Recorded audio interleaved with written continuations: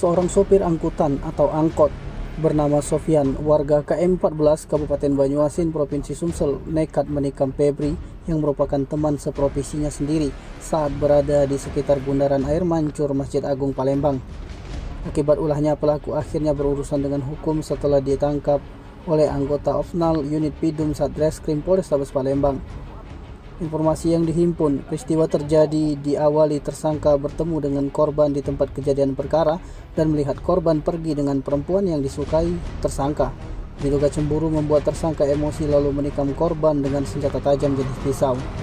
Korban ditikam 1 kali hingga mengalami luka robek di tangan sebelah kiri, lalu membuat laporan ke SPKT Polrestabes Palembang.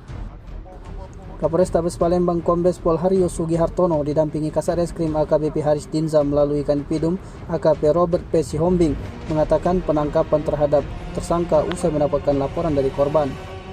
Untuk motif dari peristiwa kejadian penikaman itu, lanjut AKP Robert, yakni cemburu buta karena tidak bisa diterima wanita lain yang disukai korban.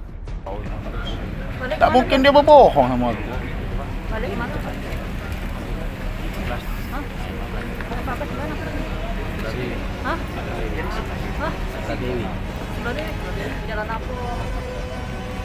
Dewi 8. Dewi kan 12.